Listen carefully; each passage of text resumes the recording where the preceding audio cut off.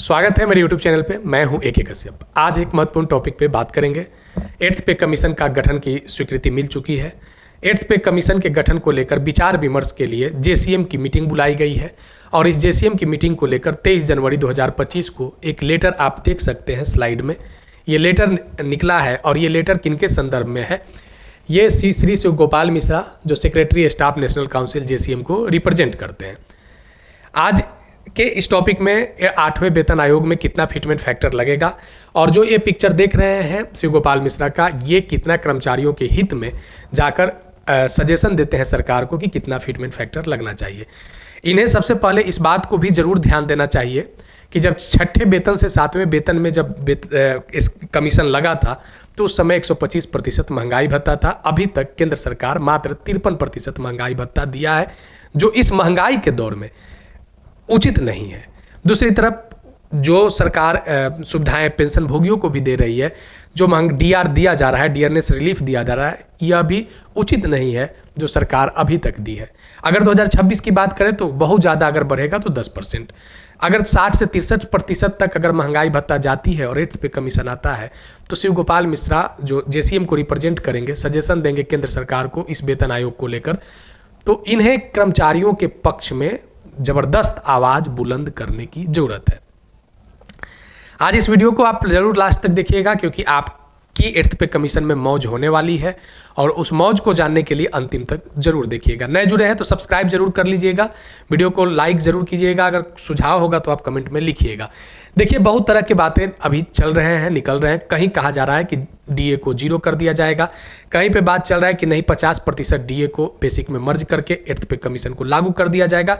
लेकिन सबसे पहले जिस फिटमेंट फैक्टर को एक बेहतर यानी कह सकते हैं कि अपने वेतन में 186% का जो न्यूज आप देख रहे हैं, इसको सबसे पहले हवा किसी ने दिया था तो शिव गोपाल मिश्रा ने ही दिया था।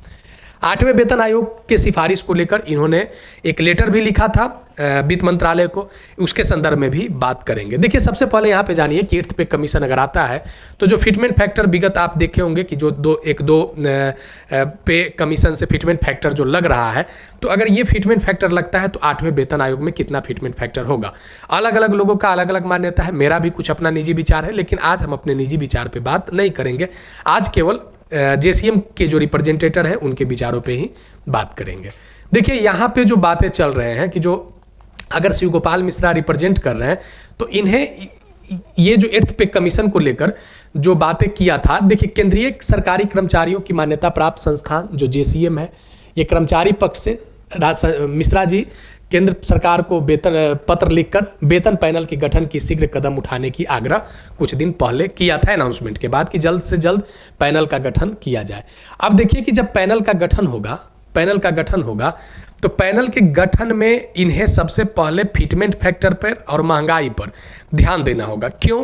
क्योंकि अगर आपकी बेसिक में बढ़ोतरी अगर होती है तब आपके कुछ अन्य भत्ते, आपके जो मिलने वाले आवास भत्ते हैं या TA है या बहुत सारे वैसे भत्ते जो आपके बेसिक पर डिपेंड करते हैं, तो आपके बेसिक पे एक अच्छा फिटमेंट फैक्टर लगना चाहिए ताकि आपके अन्य भत्ते में भी वृद्धि हो सके। इन्होंने जून 2024 में भी केंद्रीय कैबिनेट सचिव राजीव गौबा को पत्र लिखकर 8वें वेतन आयोग के गठन की प्राथमिकता आग्रह किया था, क्योंकि 1 करोड़ से अधिक सरकारी कर्मचारी और पेंशन भोगी इसका इंतजार कर रहे हैं।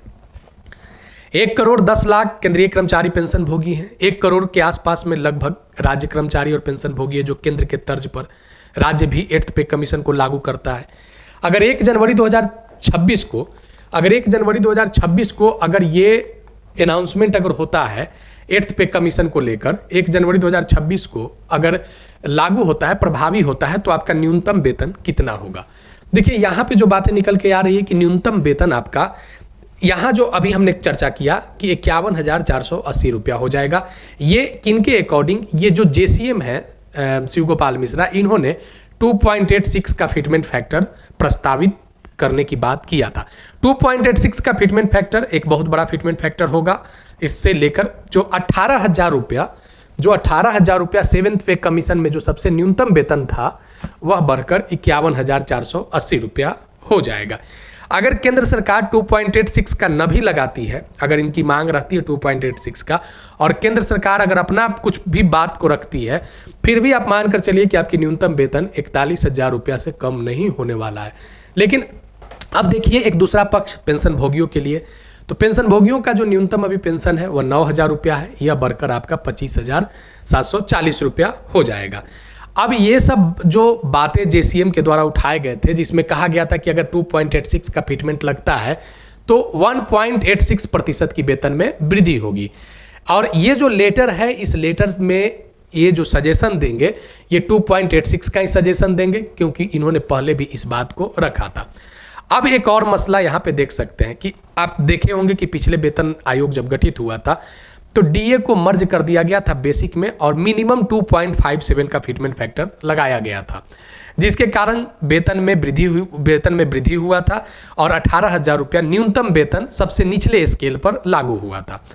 अब देखिए कि यहाँ जो बातें चल रहे हैं कि अगर बहुत केंद्र सरकार अगर महंगाई भत्ते को बढ़ाती है तो अभी 53% महंगाई भत्ता बेसिक पर मिल रहा है। बहुत ज़्यादा अगर 10% भी बढ़ाए तो ये 63% हो सकता है, लेकिन अगर इसको हम 60 से 63% के बीच में ही अगर माने तो यहाँ पे इस बात को ज़रा समझना होगा कि जो एक बात निकल कर आया था कि 50% जब डीए होगा तब इसे बेसिक में मर्ज कर दिया जाएगा, लेकिन 50% डीए को बेसिक में मर्ज नहीं किया गया। पिछले भी वीडियो में हमने कुछ एक्वायर्ड फार्मूला और कुछ बातों को एट्थ पे कमीशन से रखा था, लेकिन डीए को 50% डीए को बेसिक में मर्ज नहीं किया गया और धीरे धीरे बेसिक 50% से बढ़ के 53% हो गया।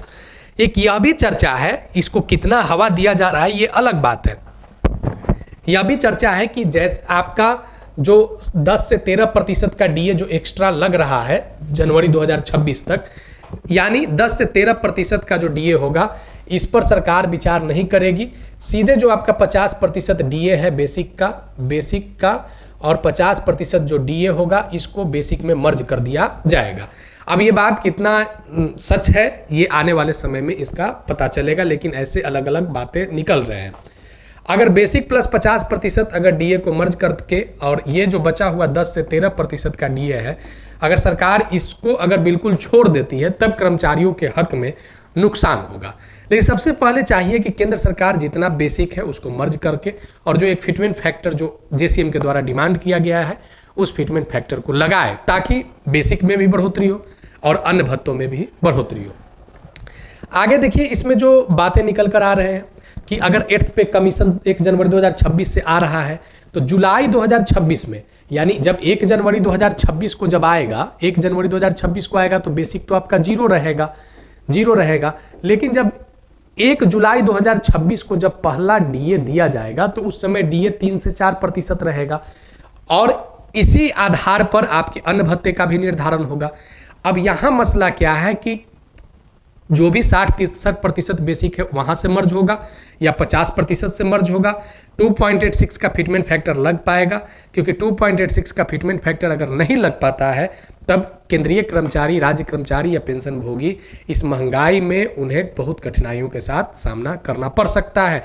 तो इसलिए केंद्र सरकार से ये काफ़ी ज़रूरी है कि जेसीएम साहब वहाँ पे अपने सजेशन में केंद्रीय कर्मचारी को होने वाला जो ये महंगाई के दौर में असुविधा है, जो दिक्कतें हैं और राज्य कर्मचारियों को जो दिक्कतें हैं उस पर ये भरपूर बात उठाएं। साथ ही यहाँ जो हमने जिस टॉपिक पे एट्थ पे कमीशन पे चर्चा किया है, अगर ये वीडियो अच्छा लगा है, कुछ सजेशन है तो आप ज़रूर कमेंट में लिखिएगा ताकि आगे भी हम इस पे बात कर सकें। अगर नए जुड़े हैं तो चैनल को जरूर सब्सक्राइब करके बेल आइकन को दबा दीजिएगा। आगे मिलेंगे नेक्स्ट वीडियो नेक्स्ट टॉपिक में। धन्यवाद।